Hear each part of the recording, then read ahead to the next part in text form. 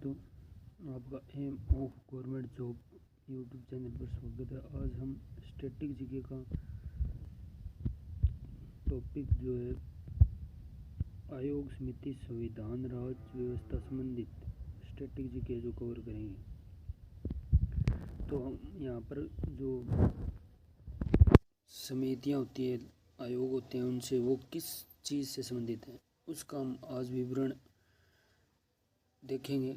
और ये SSC, railway और अन्य एग्ज़ाम में बहुत आपकी हेल्प करेगा।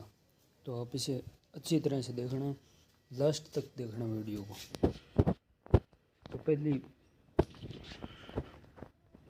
पहली हमारी समिति है लोक लेखा समिति, जो स्थायी है। सरकार के वार्षिक लेखों की जांच सीएजी केक जो होता है की रिपोर्ट पर विचार देती है। ये लोक लेखा समिति जो केक की रिपोर्ट देती है उस पर विचार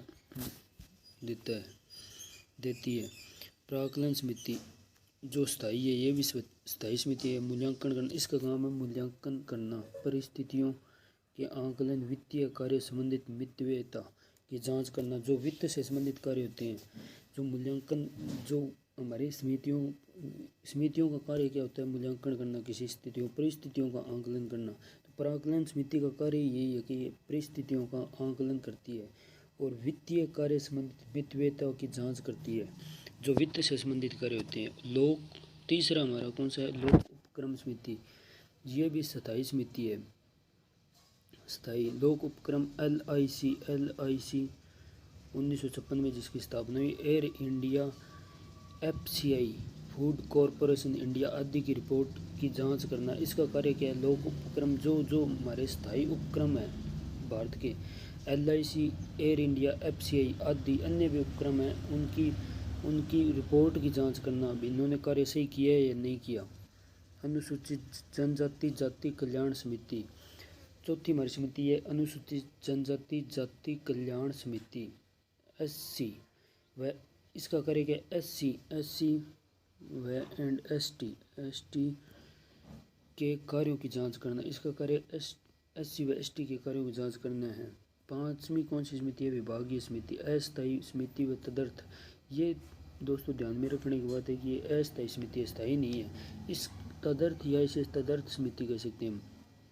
इसका कार्य क्या होता है, जब हमें ज़रूरत पड़ती है किसी विभाग के लिए, किसी कार्य के लिए एक समिति बनाने की, वो स्थायी नहीं होती। वो कार्य में कुछ समय के लिए उसे निरंतरता बनाए रखने के लिए हमें एक समिति का गठन करना पड़ता है, जिसे हम उस विभाग से संबंधित समिति कहते हैं। और उसे तदर्थ समिति भी कहते हैं, जो स्थायी नहीं होती। उसका कार्य समाप्त होती है, वह समिति भी समाप्त हो जाती है।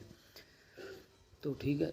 छठी समिति है जांच समिति, अस्थायी। किसी विभाग की कार्यवाही, कोई विभाग की कार्यवाही की जांच करना, उनकी कार्यवाहियों की जांच करना, वह कार्यवाही उन पर कार्यवाही करना। अगर उनका कार्य गलत है या फिर सही है तो उनकी जांच कार्य का काम होता है जांच समिति का, और यह भी अस्थायी होती है।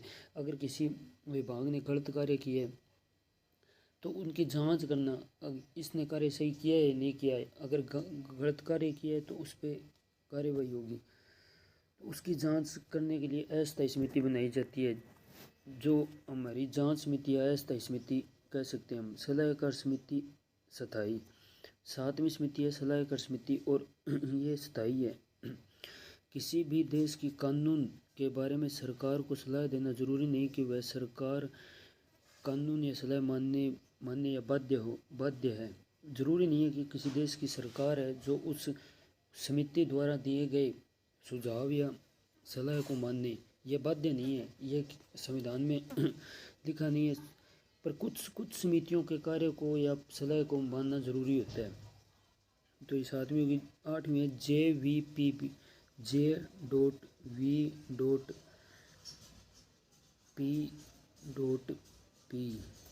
चाहे से मान लो J.P.V.P।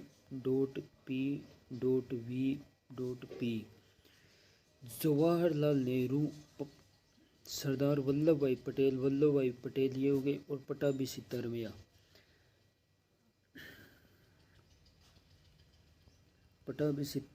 इनके द्वारा एक समिति का गठन किया गया 1948 में। राज्यों के पुनर्गठन में देश की सुरक्षा, एकता और आर्थिक समृद्धि को ध्यान में रखना। इनका कार्य यही था कि देश की सुरक्षा, एकता कार्य जो वल्लभ भाई पटेल ने एकता बनाने का कार्य किया था देश में, और आर्थिक समृद्धि को ध्यान में रखना, देश को विकास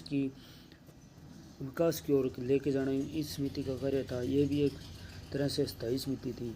नियोगी समिति, नौवीं हमारी समिति है नियोगी समिति। आर्थिक नियोजन के लिए मंत्रिपरिषद के प्रति उत्तरदायी सिफारिश। इन नियोगी समिति का कार्य था आर्थिक नियोजन के लिए मंत्रिपरिषद के प्रति उत्तरदायी थी। यह मंत्रिपरिषद के प्रति उत्तरदायी थी। संगठन की सिफारिश पर मंत्रिपरिषद के उत्तरदायी के लिए हमारी नियोगी समिति का गठन किया गया। नानावटी आयोग। अब हमारे आयोग शुरू हो जाते हैं यहाँ से। तो यहाँ से हमारे आयोग शुरू हो जाते हैं। लिब्रायन आयोग जो है बाबरी मस्जिद, और एक 10th नंबर पे नानावटी आयोग। गोधरा कांड हमारे गुजरात में हुआ था, उससे संबंधित नानावटी आयोग है। लिब्रायन आयोग, बाबरी मस्जिद, पिक्चर दोस्तों गलत हो गया, पिक्चर नहीं है, बाबरी मस्जिद का जो कांड हुआ था, एक ये समझ सकते हैं। बाबरी मस्जिद जो गिराई गई थी, या उससे पे जो आयोग हमारा कार्य कर रहा था वो लिब्रायन आयोग था। ठीक है, ये अक्सर दोस्तों ये दोनों एक मोस्ट इम्पोर्टेंट है, ये हमारे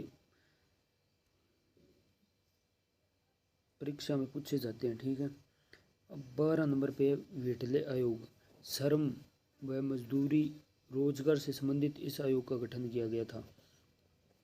ये श्रम व मजदूरी से संबंधित आयोग है।